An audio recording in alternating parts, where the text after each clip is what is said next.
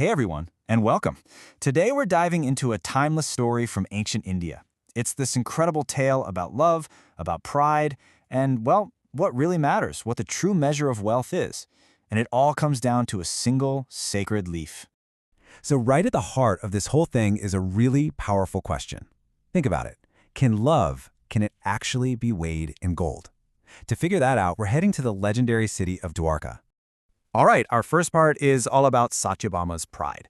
This is where our story kicks off, with a queen whose confidence was, let's just say, as huge as her fortune. So let's meet Satyabhama. She's one of Lord Krishna's queens, and she is just bursting with pride. She's proud of her stunning beauty, proud of the massive wealth she got from her father, and she was totally convinced, like 100% sure, that these things, the gold, the looks, were the real reason Krishna loved her so much. So, one day, the celestial sage Narada stops by the palace. And Satyabhama, driven by this really possessive kind of love, and, let's be honest, a good bit of arrogance, she asks him this question that's going to change everything. She wants to know, how can I make sure Krishna is mine, not just now, but forever, in every single lifetime to come? Okay, on to our next part, Narada Muni's ploy. Now, the wise sage sees exactly what's going on here. He sees an opportunity. So he comes up with this brilliant plan, not just to answer her question, but to teach her a really deep lesson about what true love actually is. Narada suggests a sacred ritual. But listen to this. The stakes are unbelievably high. He tells her, you have to perform a Tuladan. First, you donate Krishna. Then, you have to win him back by offering his exact weight in gold and jewels. I mean, wow. The challenge is officially on. So you might be asking, what exactly is a Tuladan? Well, it's this ancient ceremony. You have a person on one side of a giant scale, and on the other side, you pile up valuables like gold or grain. Once the scales balance, all those valuables are donated. It's a really meaningful ritual. And Satyabhama? Thinking about her father's basically bottomless treasury, she doesn't even hesitate for a second. In her mind, this is a slam dunk, an easy win.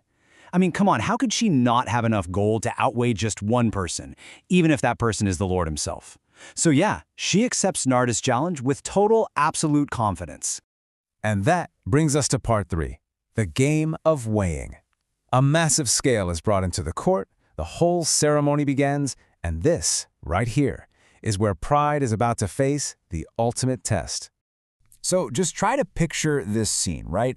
There's this giant weighing scale set up in the middle of the court. On one side, Lord Krishna sits down, just smiling, totally calm. And on the other side, you have a very determined Satyabhama, ready to just unload her entire fortune. She starts with what's closest to her, all of her own personal jewelry. We're talking heavy necklaces, bangles, crowns. Every single thing she has on gets piled onto the scale. And nothing, absolutely nothing happens. Okay, so now a little bit of panic starts to set in. So what does she do? She escalates. She starts ordering her servants to bring in chest after chest of gold and jewels from the royal treasury. I mean, the pile of wealth just grows and grows until it's literally a glittering mountain. But still, Krishna's side of the scale is just sitting there, firmly on the ground. It doesn't move, not an inch, not even a tiny fraction. All of her worldly possessions, all that gold, it weighs absolutely nothing against him. The impact? Zero. A big, fat zero. She has a mountain of gold sitting there, and nothing has changed. And you can just imagine, in that moment, all that confidence she had just starts to completely shatter. Her pride is just gone. Now it's humiliation, it's desperation. Because she suddenly remembers the deal she so confidently made. If she fails this, Krishna becomes Narada's servant. She's on the verge of losing everything. Which brings us to part 4, a single Tulsi leaf. Right in this moment of total despair, another one of Krishna's queens, Rukmini, comes into the picture. And the offering she brings, well, it couldn't be more different. Satyabhama has run out of gold, she's run out of ideas, and she's finally humbled. She swallows her pride and literally runs to Rukmini for help. At this point, she has no other choice. And this is really the core of the whole story, isn't it? On one side of the scale, you've got arrogance, represented by that mountain of gold.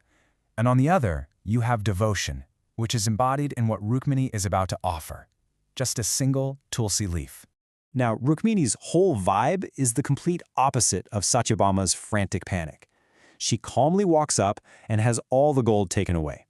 Then she just walks over to a nearby Tulsi plant, plucks one tiny leaf, closes her eyes, and says a silent prayer. A prayer just filled with pure, selfless love. All right, here we are at the final part, the true victory of love. This is the climax. This is the moment where we're about to see the one power that can outweigh all the riches in the world. So Rukmini takes that single, practically weightless leaf, and she places it on the empty pan of the scale. And then, a miracle, an absolute miracle happens. Instantly, the side with that one Tulsi leaf just drops. It goes all the way down. And Krishna's side, the side that a mountain of gold couldn't even nudge, is lifted high into the air. Think about that. A single leaf, offered with pure devotion, just outweighed the Lord of the universe. This is when Narada explains the profound truth of what everyone just saw. He says the Lord can't be weighed by wealth because he's only hungry for love and devotion. See, Satyabhama's gold was heavy, but it was weighed down with her ego.